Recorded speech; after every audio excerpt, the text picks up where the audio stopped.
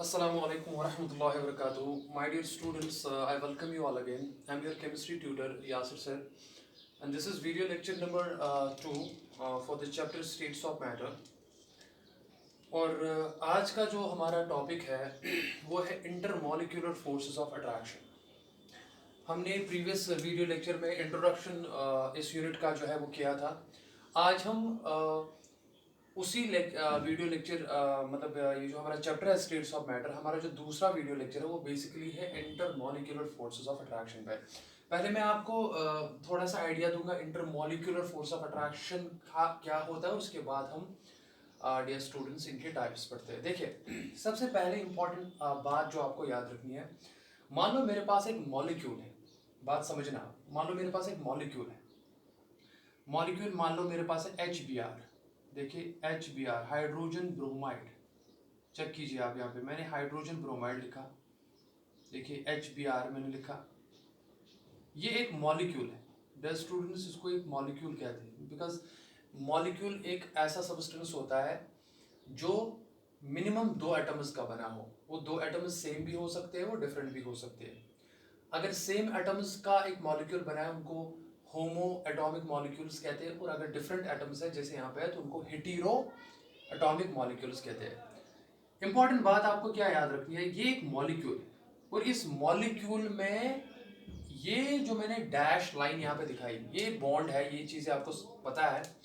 तो इसको हम क्या कहते हैं, बेसिकली इस बॉन्ड की वजह से क्या है, ये मॉलिक्यूल एग्जिस्ट करता है. और इस बॉन्ड से फोर्स ऑफ अट्रैक्शन है, हम इस बॉन्ड को इंट्रा, देखिए यहाँ पे इंट्रा का मतलब है विदिन. इसको मैं कह सकता हूं intramolecular force of attraction, FOA, force of attraction. बात समझना अच्छे से. मानो मेरे पास दूसरा HBr मॉलिक्यूल है, मैं एक और HBr मॉलिक्यूल लेता हूं. देखिए, तो यहां पे भी ये मॉलिक्यूल है. यहां पे भी आप देखोगे हाइड्रोजन और ब्रोमीन के दरमियान जो फोर्स ऑफ अट्रैक्शन है, जो कि ये है, वो भी क्या है, हालांकि ये कोवेलेंट बॉन्ड है, लेकिन इस कोवेलेंट बॉन्ड को हम क्या कहेंगे, ये है intra molecular force of attraction. इनकी मॉलिक्यूल के अंदर जो एटम्स के दरमियान फोर्स ऑफ अट्रैक्शन होता है, जिसकी वजह से एटम्स एक दूसरे से लिंक रहते हैं, उसको आप कहते हो intra molecular force of attraction. एक इंपॉर्टेंट बात समझिए माय डियर स्टूडेंट्स, हमेशा याद रखिए that intramolecular force of attractions की वजह से इफेक्ट होती है, इंट्रामॉलिक्यूलर फोर्सेस ऑफ अट्रैक्शन की वजह से इफेक्ट होती है केमिकल प्रॉपर्टीज. मैंने एक इंपॉर्टेंट पॉइंट यहां पे लिखा, केमिकल प्रॉपर्टीज. यानी कि अगर आपको किसी सब्सटेंस की केमिकल प्रॉपर्टीज देखनी होगी, कौन सी केमिकल प्रॉपर्टीज दिखाता है, तो वो डिटरमिन हो जाते हैं कि उनमें strength of intramolecular force of attraction कैसा है. ठीक है ना. तो इंट्रामॉलिक्यूलर फोर्स ऑफ अट्रैक्शन जो होते हैं एक मॉलिक्यूल में, वो अफेक्ट करते हैं केमिकल प्रॉपर्टीज. लेकिन अब इंपॉर्टेंट बात सुनिए. देखिए, ये तो एक मॉलिक्यूल है, ये भी एक मॉलिक्यूल है, और आपको पता है ब्रोमीन की इलेक्ट्रोनेगेटिविटी हाइड्रोजन से ज्यादा है, तो इस पर डेल्टा नेगेटिव चार्ज चढ़ेगा स्लाइड, और उस पर उतना ही डेल्टा पॉजिटिव चढ़ेगा. Similar is the case here, ये बॉन्ड पोलर है, इस पर डेल्टा नेगेटिव, इस पर डेल्टा पॉजिटिव. अब अगर आप देखोगे इस डेल्टा नेगेटिव साइड की वजह से और डेल्टा पॉजिटिव की साइड की वजह से, आप देखोगे यहाँ पे सॉर्ट ऑफ इंटरेक्शन आएगा. और इस मॉलिक्यूल में सिंस पोलैरिटी आ गई, इस मॉलिक्यूल को आप पोलर मॉलिक्यूल भी कह सकते हो, आप इसको पोलर मॉलिक्यूल भी कह सकते हो, इसको पोलर मॉलिक्यूल भी कहते हैं. और जब एक मॉलिक्यूल में पोलैरिटी आती है, एक साइड पॉजिटिव दूसरी side negative, my dear students, उस टाइप ऑफ मॉलिक्यूल को हम डाइपोल भी कहते हैं. That type of molecule is also called as dipole. Dipole का मतलब है 2 पोलैरिटीज. ठीक है ना. तो ये भी पोलर मॉलिक्यूल है, ये भी पोलर मॉलिक्यूल है, यानी कि इसको भी आप डाइपोल कह सकते हो, इसको भी आप डाइपोल कह सकते हो. सबको क्लियर हो रहा है ना. अब देखिए यहाँ पे, सिंस ये एक अलग मॉलिक्यूल है और ये एक सेपरेट मॉलिक्यूल है, ठीक है तो सेम टाइप के लेकिन अलग अलग है. अब यहाँ पे इन पॉजिटिव चार्जेस की वजह से, नेगेटिव चार्ज और पॉजिटिव की चार्ज की वजह से, आप देखोगे एक मॉलिक्यूल दूसरे मॉलिक्यूल को अट्रैक्ट करता है ड्यू टू इलेक्ट्रोस्टैटिक अट्रैक्शंस. लेकिन सिंस ये इन बिटवीन द मॉलिक्यूल्स है, इस टाइप ऑफ इंटरेक्शन को आप कहते हो इंटरमॉलिक्यूलर फोर्स ऑफ अट्रैक्शन. तो यह 2 types of interactions. One is intramolecular, जो मॉलिक्यूल के बीच में ही होता है एटम्स के दरमियान, जैसे कोवेलेंट बॉन्ड है, we call that as intramolecular force of attraction. And intramolecular force of attraction जैसे कोवेलेंट बॉन्ड है, आयोनिक बॉन्ड है, वो डिटरमिन करते हैं केमिकल प्रॉपर्टीज। लेकिन जो मॉलिक्यूल्स के दरमियान इंटरेक्शन आती है, जैसे यहाँ पे देख लो, उनको हम कहते हैं इंटर। इंटर का मतलब है in between, we call that as intermolecular force of attraction. And remember this point my dear students, intermolecular force of attraction की वजह से जो है इफेक्ट होते हैं physical properties. Physical properties, physical properties जैसे बॉइलिंग पॉइंट, जैसे मेल्टिंग पॉइंट, जैसे डेंसिटी एक्स्ट्रा, जैसे हमने ये चीजें डिस्कस की थी ऑलरेडी आपसे। बिकॉज मैं आपको इस यूनिट के स्टार्ट करने से पहले कह चुका हूं दैट स्टेट्स ऑफ मैटर एक ऐसा टॉपिक है जहां पे हम डील करते हैं the matter in bulk and the properties which are related with the matter in bulk. You are getting what I am saying? तो बेसिकली मैंने आपको यहाँ पे आइडिया दिया इंट्रा का क्या मतलब होता है, इंटर का क्या मतलब होता है। We have to discuss the forces of attraction between the molecules, not within the molecule. And that's why हम इन चीजों में ज्यादातर फिजिकल प्रॉपर्टीज वेरिएशन देखते हैं। बॉइलिंग पॉइंट की क्या वेरिएशन होगी, मेल्टिंग पॉइंट की क्या वेरिएशन। तो उन फोर्सेस ऑफ अट्रैक्शन को आप intermolecular, so this is an intramolecular force of attraction, but these are the intermolecular force of attraction. अभी इंटरमॉलिक्यूलर फोर्स ऑफ अट्रैक्शन होंगे कैसे, ये किस टाइप के होंगे, ये हम कैटेगराइज करते हैं इनटू मेनी टाइप्स। तो पहले मैंने आपको आइडिया समझा दिया कि इंट्रामॉलिक्यूलर फोर्स ऑफ अट्रैक्शन क्या होता है और इंटरमॉलिक्यूलर फोर्स ऑफ अट्रैक्शन क्या होता है। तो अब हम माय डियर स्टूडेंट्स इसी कॉन्सेप्ट को आगे बढ़ाएंगे और अब हम types of intermolecular force of attraction पढ़ेंगे।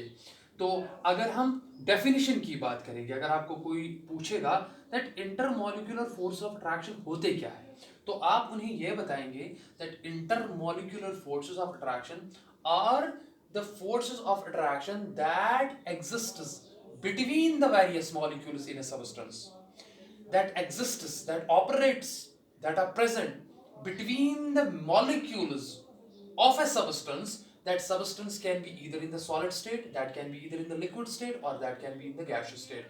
And these intermolecular force of attraction that exists between the molecules of a substance, they largely affect the physical properties of that very substance.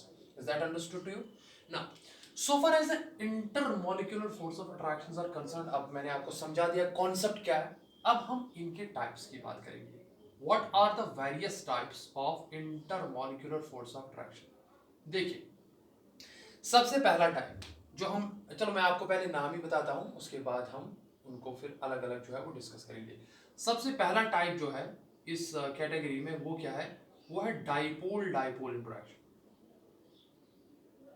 चलिए देखिए यहाँ पे मैं ऐसे लिखता हूं, चलिए मैं पहले ऐसे करता हूं, पहले मैं ये लिखता हूं ion dipole interaction.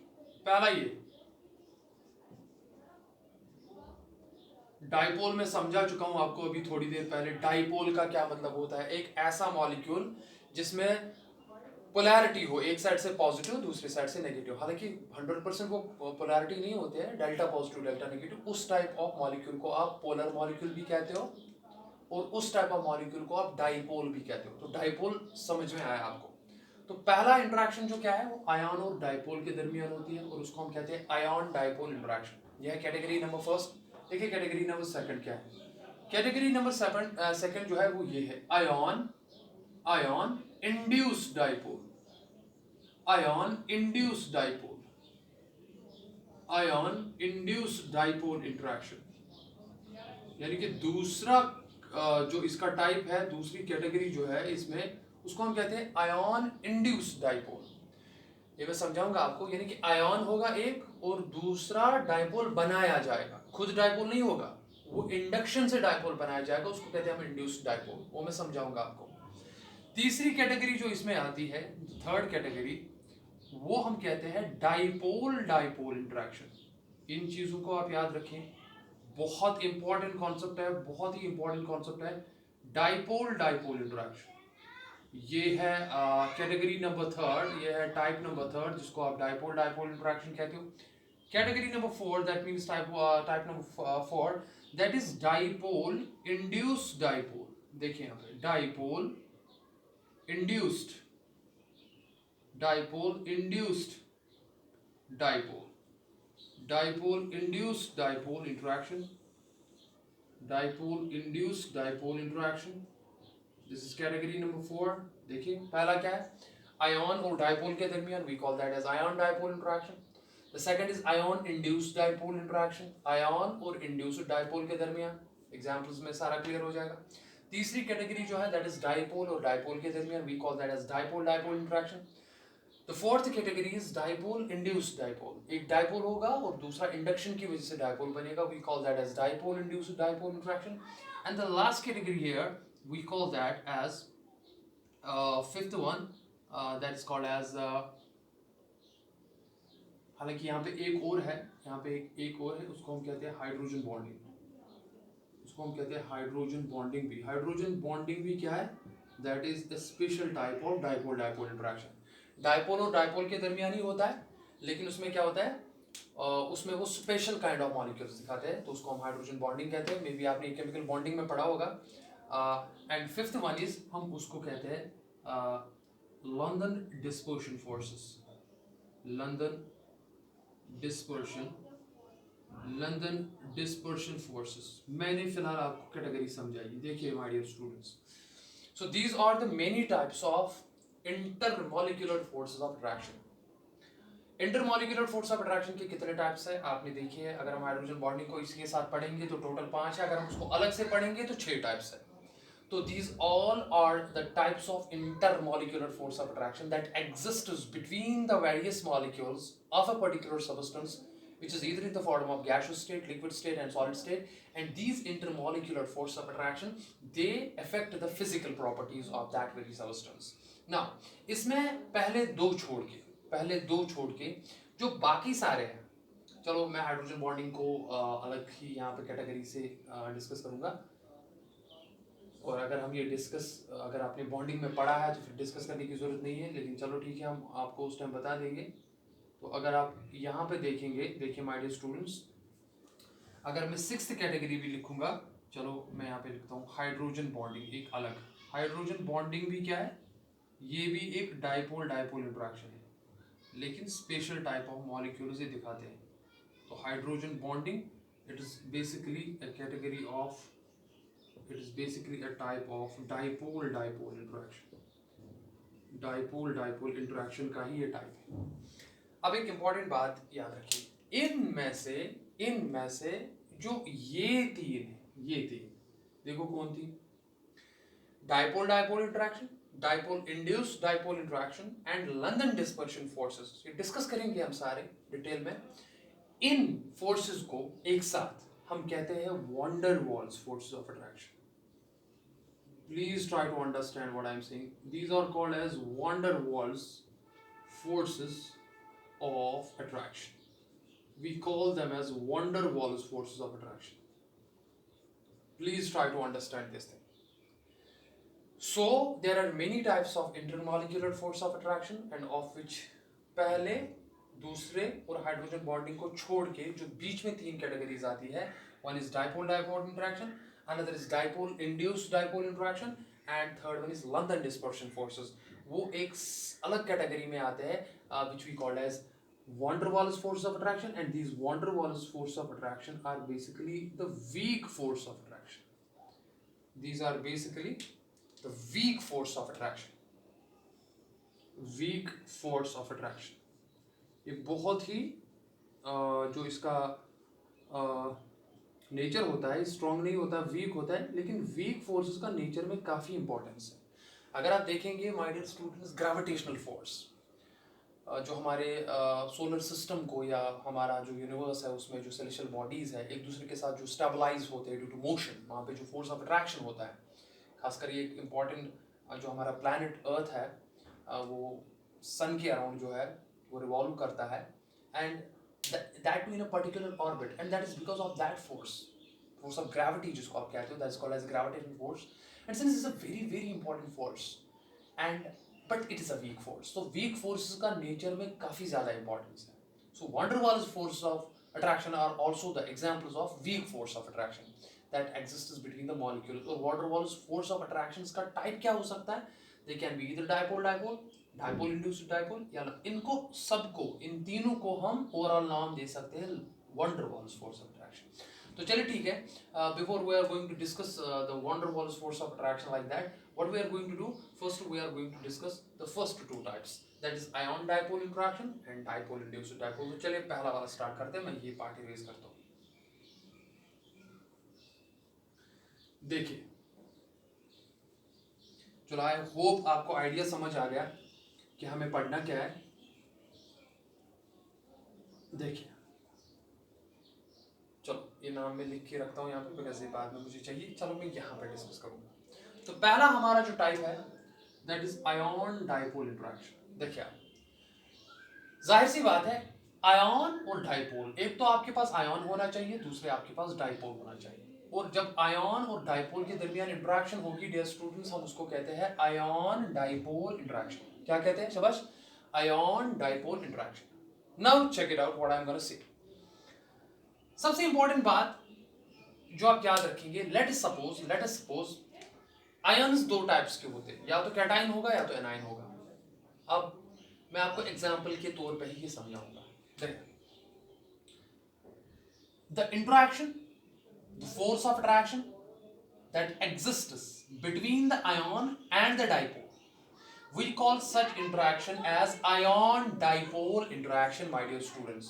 Now in order to understand it, in order to understand this concept, let's for example what I'll do, I'll take example of NaCl, that's sodium chloride, in water, NaCl in water, NaCl in water। ये example मैं आपके साथ discuss करूंगा। बहुत simplest example है, आपके books में भी दी गई है, इसलिए मैंने यही ले ली। सबसे पहले मैं आपको ये बता दूं कि NaCl जो है ये दो टाइप्स ऑफ आयंस का बना होता है। एक तो है Na पॉजिटिव, ठीक है ना, और दूसरा होता है Cl नेगेटिव। Na पॉजिटिव जो है इससे पॉजिटिवली चार्ज आयन है डियर स्टूडेंट्स, इसको कैटाइन कहते हैं, ठीक है ना। एंड दूसरा जो नेगेटिवली चार्ज आयन है उसको एनाइन कहते हैं। ये चीजें आपको पता है। One more important thing, cation का साइज जो होता है, इसका जो साइज होता है यूजुअली वो क्या होता है, वो कम होता है। जाहिर सी बात है, क्यों कम होगा, बिकॉज ये इलेक्ट्रॉन के लूज करने से बनता है, और सिंस यहाँ पे एक्स्ट्रा इलेक्ट्रॉन ऐड होता है, इलेक्ट्रॉन क्लाउड जो है वो एक्सपैंड हो जाती है, तो इसका साइज जो होता है वो ज्यादा होता है, इसका साइज ज्यादा होता है कैटाइन से। यहां तक समझ आया? एक और इंपॉर्टेंट बात जो आपको याद रखनी है, यहाँ पे जो मैंने वाटर लिया, देखिए अगर आप यहाँ पे देखेंगे वाटर क्या है, H2O, तो मैं ऐसे लिखूंगा H2O, हाइड्रोजन 2 है, ऑक्सीजन 1 है। अब आपको पता है ऑक्सीजन की इलेक्ट्रोनेगेटिविटी ज्यादा है हाइड्रोजन से, तो बॉन्डेड पेयर ऑफ इलेक्ट्रॉन्स ज्यादा होंगे टुवर्ड्स ऑक्सीजन, बिकॉज इसका इलेक्ट्रोनेगेटिविटी ज्यादा है, तो उसकी वजह से इस पे नेगेटिव चार्ज आएगा स्लाइड, और उस पे उतना ही पॉजिटिव आएगा। तो इस पे मैं लिखूंगा डेल्टा पॉजिटिव। अगर दो हाइड्रोजन है यहाँ पे, तो इस पे भी डेल्टा पॉजिटिव आएगा, तो इस पे 2 टाइम्स डेल्टा नेगेटिव होगा। यहाँ तक क्लियर हुआ? यानी कि एक ऐसा मॉलिक्यूल है जिसमें एक साइड से आप जो है नेगेटिव चार्ज दिखा सकते हो, और दूसरे साइड से, सिंस वाटर की शेप बेंट है, अगर आप इसको थोड़ा मोर ऐसे दिखाओगे, थोड़ा डाइपोल बनाने के लिए, तो आप इसको ऐसे भी लिख सकते हो, 2 डेल्टा नेगेटिव, और ये जो 2 हाइड्रोजन एटम्स है यहाँ पे, ड्यू टू इलेक्ट्रोनेगेटिविटी डिफरेंस, इस पे भी डेल्टा पॉजिटिव आएगा, इस पे भी डेल्टा पॉजिटिव आएगा। तो इसका मतलब है वाटर जो है, water is basically a dipole, because इसमें जो है कुछ एंड, एक साइड पॉजिटिव एंड है, दूसरा साइड नेगेटिव एंड है।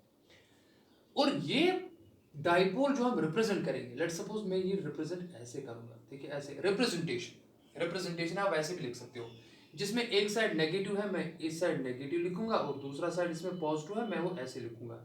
रिमेंबर वन थिंग, जो मैंने ऐसे इलिप्टिकल शेप बनाई ना, जिसमें मैंने एक साइड नेगेटिव रखा, दूसरा साइड पॉजिटिव रखा, it is simply a representation of dipole. इस चीज से कंफ्यूज नहीं होना, ये डाइपोल ही है, लेकिन रिप्रेजेंट करने का तरीका है, representation of dipole, in order to make our topic more interesting and easy. तो डाइपोल जब मैं दिखाऊंगा ना, मैं ऐसे दिखाऊंगा, आप ऐसे भी दिखा सकते हो, लेकिन इसे बनाना थोड़ा हेक्टिक है, बार बार बनाना, तो हम डाइपोल इस तरीके से दिखाएंगे। अब देखिए होता क्या है, अब आयन डाइपोल इंटरेक्शन देखो होती क्या है, और ये आपने याद रखा दैट एनायन कैटायन जो सोडियम है उसका साइज एनायन जो कि Cl नेगेटिव उससे कम है। जाहिर सी बात है, ये चीज आपको समझ आ गई। अब देखो होता क्या है, जो ही आपने NaCl पानी में डाला, NaCl जब आपने पानी में डाला, आप क्या ऑब्जर्व करते हो, दरअसल जो ही हम sodium chloride that is table salt, NaCl जो ही हम पानी में डालते हैं तो वो डिसॉल्व होना स्टार्ट करता है। वो कैसा होता है, देखो जब तक आपके पास नमक है ना, नमक उसमें Na positive and Cl negative in the form of crystal lattice, देखो ये ऐसे होता है, चेक इट आउट।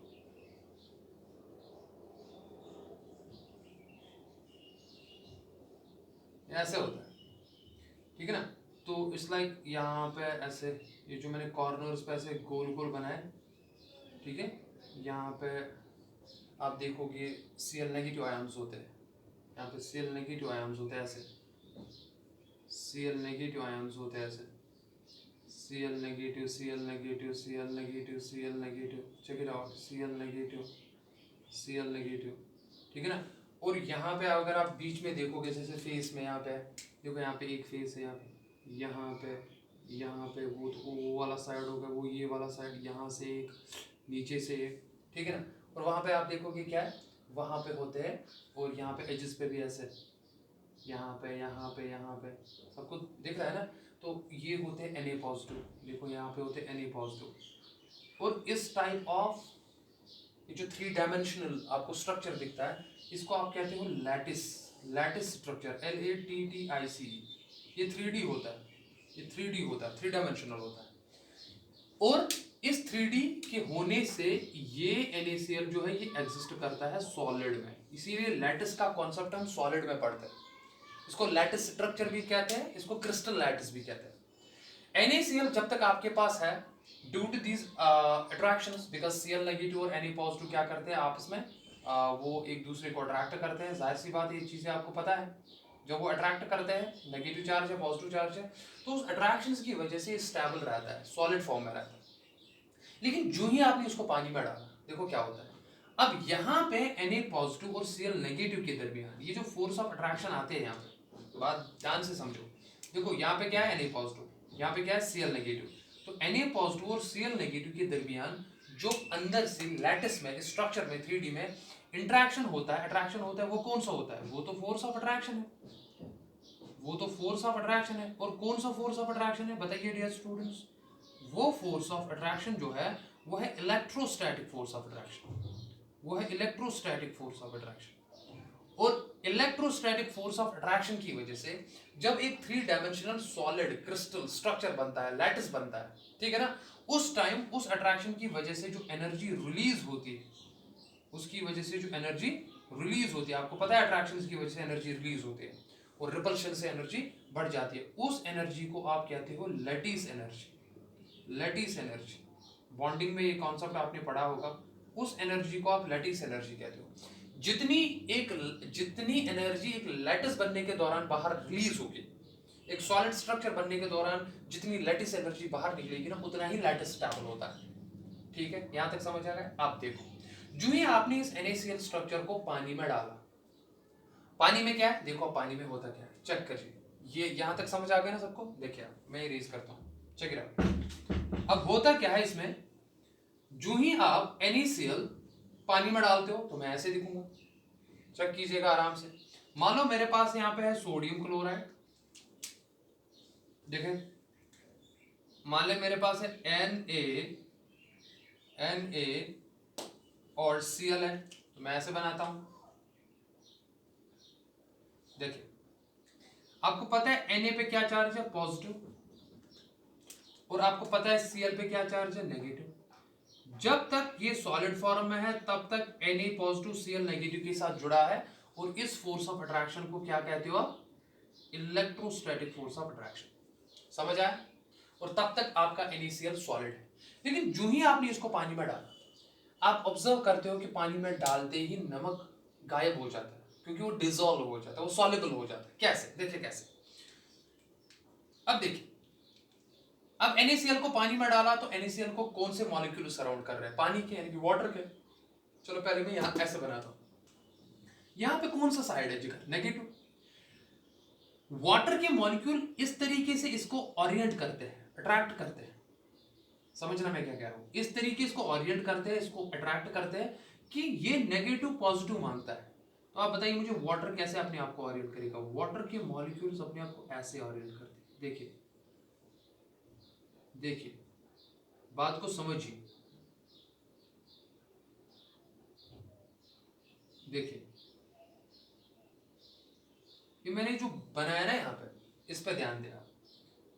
ये हाइड्रोजन है, हाइड्रोजन हाइड्रोजन हाइड्रोजन हाइड्रोजन, ये हाइड्रोजन, ये हाइड्रोजन, ये हाइड्रोजन। ऐसा क्यों मैंने कहा? देखिए क्यों कहा मैंने, क्योंकि वाटर का ये वाला साइड जो है ये नेगेटिव है, टुवर्ड्स डेल्टा नेगेटिव, लेकिन ये डेल्टा पॉजिटिव, ये डेल्टा पॉजिटिव, ये डेल्टा पॉजिटिव, ये डेल्टा पॉजिटिव है, यहाँ से डेल्टा पॉजिटिव है। चलो यहाँ पे जगह कम है, आपको दिख रहा है ना, क्योंकि नेगेटिव अगर नेगेटिव के साथ आएगा ना वो इसको रिपल करता है, तो ये इस साइड को, ऑक्सीजन की साइड को ये क्लोरीन अपनी साइड नहीं लाने देता। तो इसका मतलब ये वाटर के मॉलिक्यूल्स अपने आप को ओरिएंट करते हैं, ठीक है ना। उसी तरीके से आप देखो यहाँ पे क्या होगा, यहाँ पे तो NaCl है, तो NaCl के मॉलिक्यूल्स को वाटर के कैसे मॉलिक्यूल्स आएंगे, यानी कि यहाँ पे पॉजिटिव है, ये वाटर के नेगेटिव एंड को अपनी तरफ खींचेगा, तो वाटर के मॉलिक्यूल्स अब यहाँ पे ऐसे खुद को ओरिएंट कर रहा है। देखिए ये कितना फैसिनेटिंग है, ये चेक कीजिए, चेक कीजिए। देखिए ये हाइड्रोजन, ये हाइड्रोजन, ये हाइड्रोजन, ये हाइड्रोजन, ये हाइड्रोजन, ये हाइड्रोजन, हाइड्रोजन एंड हाइड्रोजन। देखिए आप, अब जाहिर सी बात है ये पॉजिटिव है, तो हाइड्रोजन का पॉजिटिव इससे दूर जाने की कोशिश करेगा, इसीलिए मैंने इससे दूर दिखाया। देखिए अब यहां हो क्या रहा है, देखिए यहां ये हो रहा है और ये जो है नेगेटिव है, towards delta negative, towards delta negative, towards delta negative, towards delta, oxygen की बात कर रहा हूं। यानी कि जो ही आप NaCl को पानी में डालते हो तो NaCl क्या करता है काम, NaCl को वाटर के मॉलिक्यूल्स सराउंड करते हैं। कैसे सराउंड करते हैं, वाटर के मॉलिक्यूल्स उसको अपोजिट डाइपोल यानी कि नेगेटिव पॉजिटिव की तरफ जाता है और पॉजिटिव नेगेटिव की तरफ जाता है। अब देखिए इससे होता क्या है, इससे होता यह है दैट ये वाटर मॉलिक्यूल्स एक साइड से तो Cl को खींच रहे हैं, देखो ना, अट्रैक्ट कर रहा है अपनी तरफ, और दूसरे साइड से Na पॉजिटिव को अपनी तरफ खींच रहे हैं, यानी कि ये Na पॉजिटिव और Cl नेगेटिव के दरमियान जो फोर्स ऑफ अट्रैक्शन था ये कम करने की कोशिश कर रहे हैं। जितना जितना वाटर मॉलिक्यूल्स इनको एनगल्फ कर रहे हैं ना, उतना उतना कम हो रहा है, उतना उतना कम हो रहा है, उतना उतना कम हो रहा है। तो एक टाइम ऐसा आता है कि जब ये वाटर मॉलिक्यूल जो इनको पूरा कंप्लीटली खत्म करते हैं, इनके दरमियान जो आयोनिक बॉन्ड है ना उसको खत्म करते हैं, खत्म करने के बाद इन आयोन्स को सेपरेट करते हैं। ऐसे जब सेपरेट हो गया ना, अब ये वापस फिर से ना आ जाए, अब इस वाले आयन को Cl नेगेटिव को भी वाटर के मॉलिक्यूल्स पूरा सराउंड करते हैं और Na पॉजिटिव को भी पूरा सराउंड करते हैं। तो वो ही स्टेप मैं यहाँ पे दिखाऊंगा, तो मैं यहाँ पे लिखूंगा ऐसे, तो Cl नेगेटिव जो है, Cl नेगेटिव जो है वो भी अब सेपरेट हो गया, और Na पॉजिटिव जो है, देखिए यहाँ पे Na पॉजिटिव जो है, Na पॉजिटिव जो है वो भी सेपरेट हो गया। लेकिन क्या वो खुद सेपरेशन में रह सकते हैं? ऐसे ऐसे नहीं रह सकते वो सेपरेशन में इनको कौन रखते हैं, वाटर के मॉलिक्यूल्स। अब देखिए, तो बताइए यहाँ पे क्या होगा, अब मैं डाइपोल ऐसे बनाऊंगा, ये पॉजिटिव है ना तो इसकी साइड नेगेटिव आएगा ऐसे, देखिए अब मैं डाइपोल का स्ट्रक्चर ऐसे बना रहा हूँ, आसान करने के लिए ऐसे बना रहा हूँ, आप भी ऐसे बना सकते हैं। अब देखिए पॉजिटिव साइड है, तो पॉजिटिव का बताओ ये साइड कौन सा होगा, ये नेगेटिव होगा, ये भी नेगेटिव होगा, ये भी नेगेटिव होगा, ये भी नेगेटिव, ये भी नेगेटिव, ये भी नेगेटिव, ये भी negative.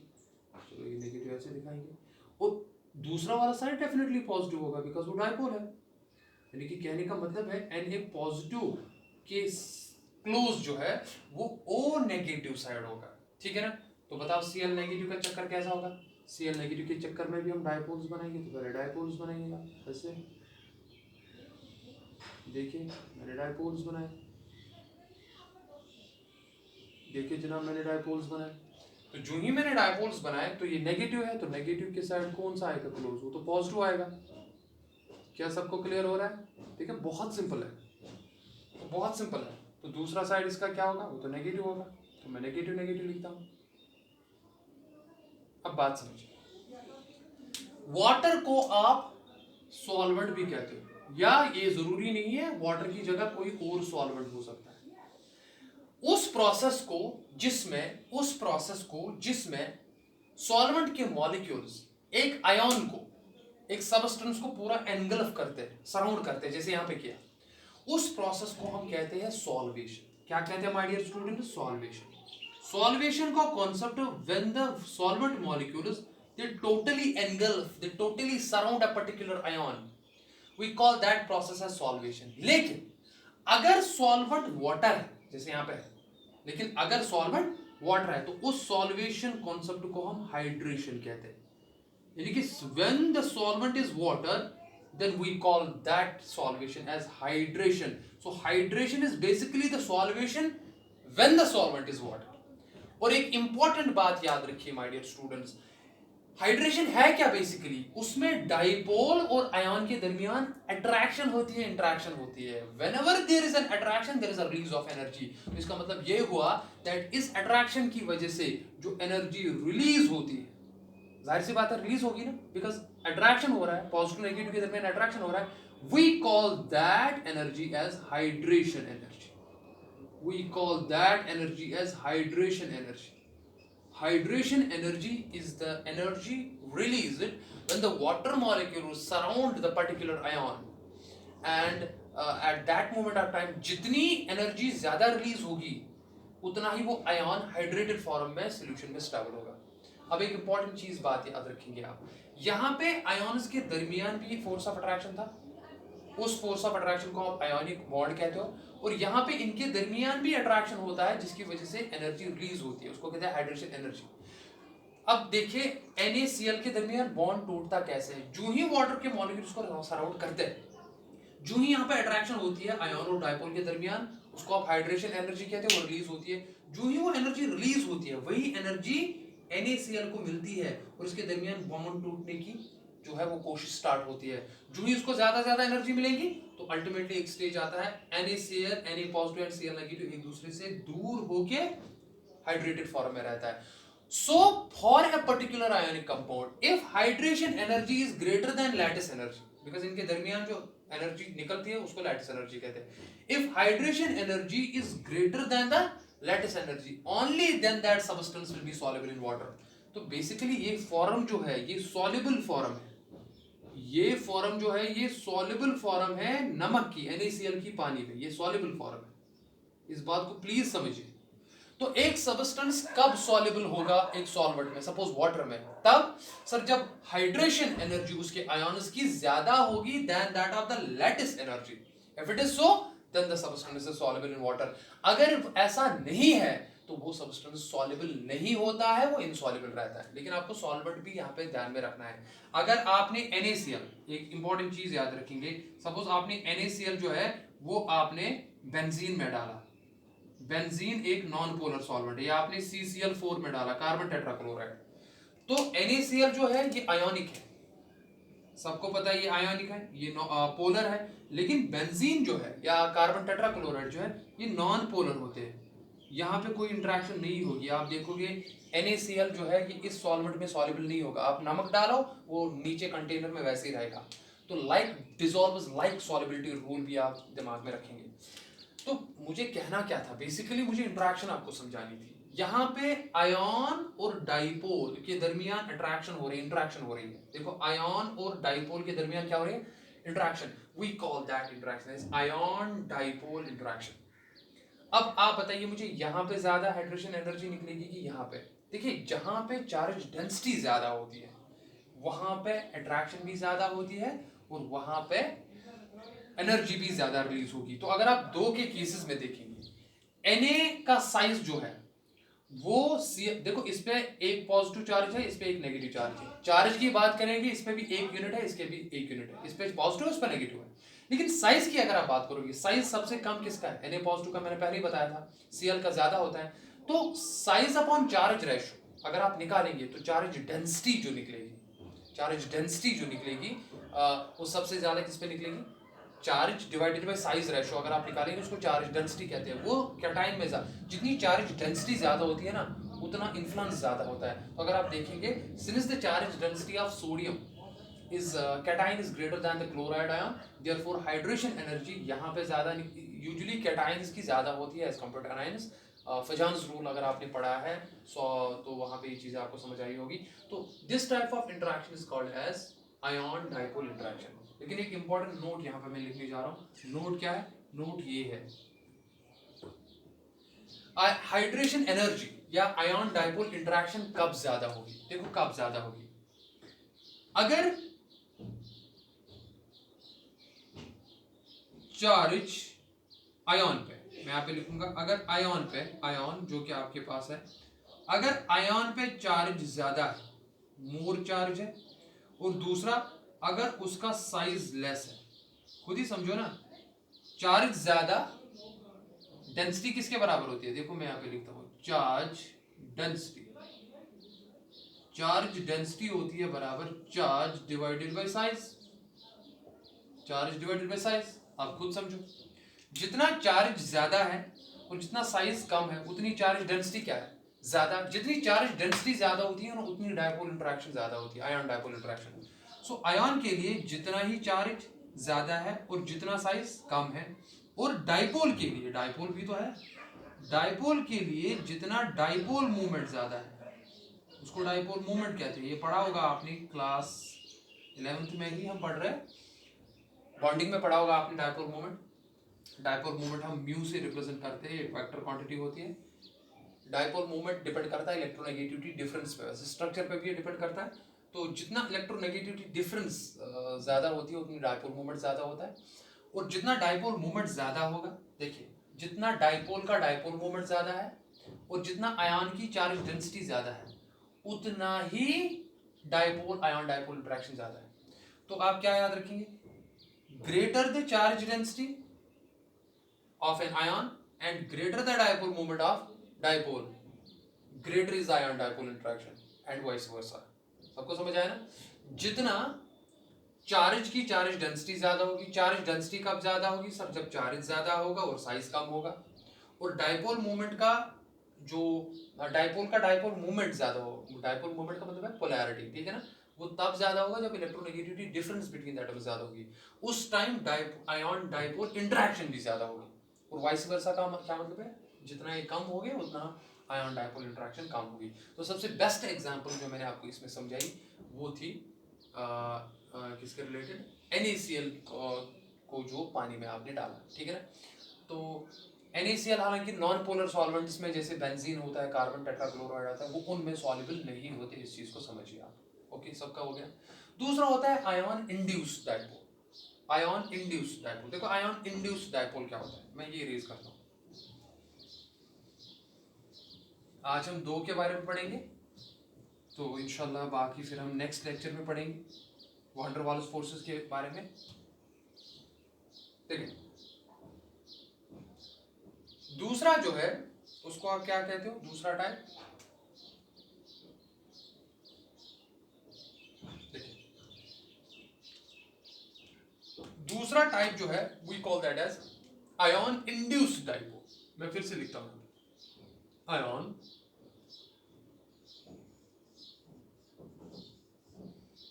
Induced dipole, ion induced dipole interaction, ion induced dipole interaction. देखिए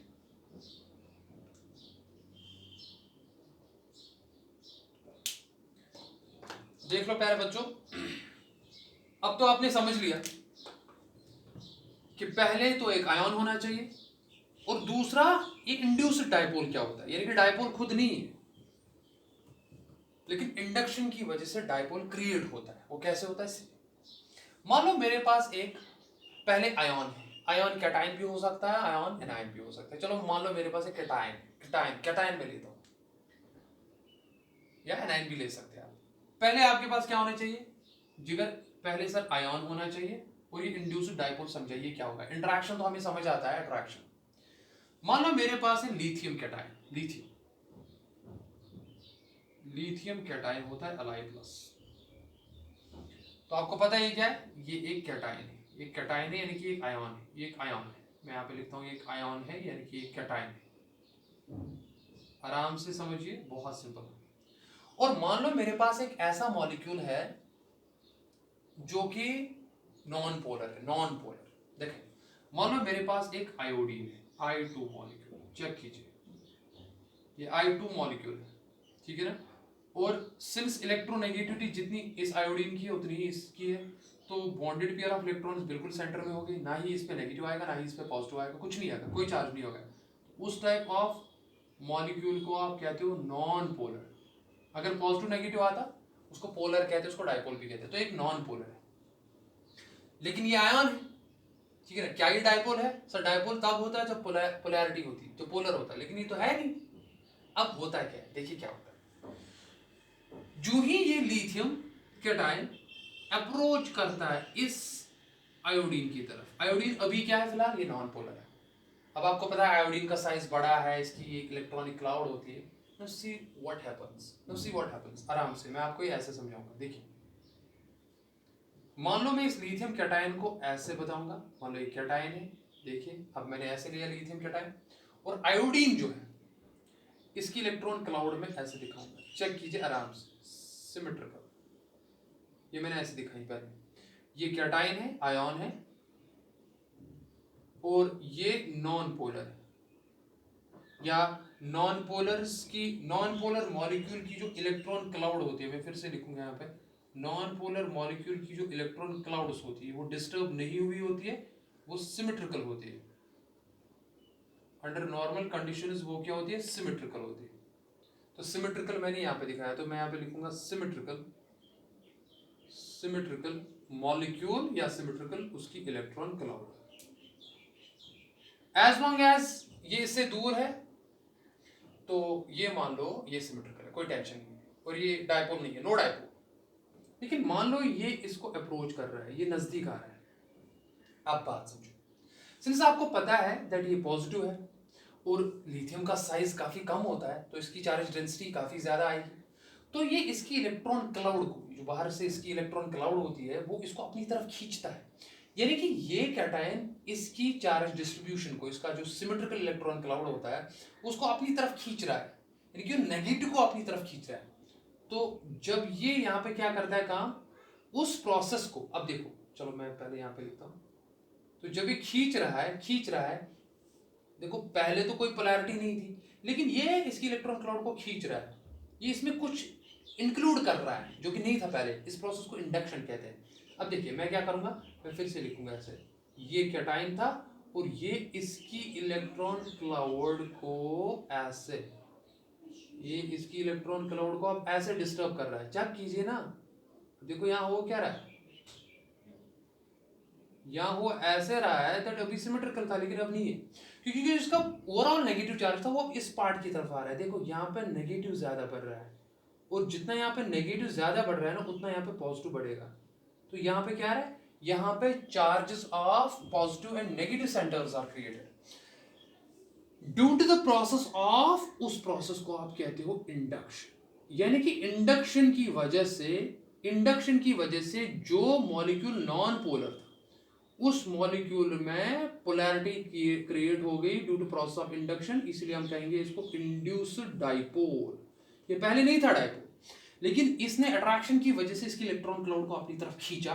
जब इसने नेगेटिव को अपनी तरफ खींचा तो वहां से पॉजिटिव चार्ज जो है वो कंसंट्रेट ज्यादा हो रहा है, ओवरऑल तो न्यूट्रलिटी आ जाएगी। तो इस प्रोसेस को आप कहते हो इंडक्शन, और उस डाइपोल को कहेंगे इंड्यूस्ड डाइपोल। ये आयन तो था ही ऑलरेडी, अब होगा क्या, आप देखो यहाँ पे पॉजिटिव और नेगेटिव के दरमियान, ये तो पॉजिटिव था ही ऑलरेडी, ये तो पॉजिटिव है, इस पॉजिटिव और नेगेटिव के दरमियान यहाँ पे इंटरेक्शन आएगी, and we call that interaction as ion induced dipole interaction. Ion induced dipole interaction. अब एक इंपॉर्टेंट बात समझिए, जितना इस कैटायन पे चार्ज ज्यादा होगा, ये ऑलरेडी मैं बात समझा चुका हूं आपको, और जितना इसका साइज कम होगा, यानी कि अगर चार्ज डेंसिटी ज्यादा है पहली बार, और जितनी इस इलेक्ट्रॉन क्लाउड, जितनी इलेक्ट्रॉन, अच्छा इस प्रोसेस को क्या कहते हैं, जिस प्रोसेस को मैंने कहा इंडक्शन कहते हैं, यानी कि पोलैरिटी थी नहीं पहले, लेकिन पोलैरिटी लाई गई, इस प्रोसेस को पोलराइजेशन भी कहते हैं। इस बात को समझिए, यानी कि जब किसी मॉलिक्यूल में पोलैरिटी लाई जाए जहां पे पहले पोलैरिटी थी नहीं, as a process of induction, उसको हम कहते हैं पोलराइजेशन भी कह सकते हो। तो अब एक इंपॉर्टेंट बात समझिए, फजान्स रूल में आपने पढ़ा होगा, ये एन आयन जो है कैटायन लिथियम, ये क्या कर रहा है, इसको कोशिश कर रहा है, इसको पोलराइज करने की कोशिश कर रहा है, ठीक है ना, यानी कि ये इसको पोलराइज कर रहा है, ठीक है ना। उसको कहते हैं, जितना ये ज्यादा जिस टेंडेंसी से ये कैटायन हो या आयन हो, एक मॉलिक्यूल को पोलराइज करने की कोशिश करेगा, हम कहते हैं उतना ही उस आयन का पोलराइजिंग पावर ज्यादा है। बात समझिए इसको, पोलराइजिंग पावर का क्या मतलब है, the tendency of an ion to polarize the symmetrical electron cloud of its neighboring molecule, we call that as polarizing power. तो पोलराइजिंग पावर एक आयन का, खासकर कैटायन का, कब ज्यादा होगा सर? जब उस पर चार्ज ज्यादा होगा और साइज कम होगा। लेकिन दूसरी बात, सर कितना इजीली वो नॉन पोलर मॉलिक्यूल इसको अपने आप को पोलराइज करने देता है जब ये पोलराइज उसको करता है। We call that concept as polarizability. Polarizability. We call that as polarizability.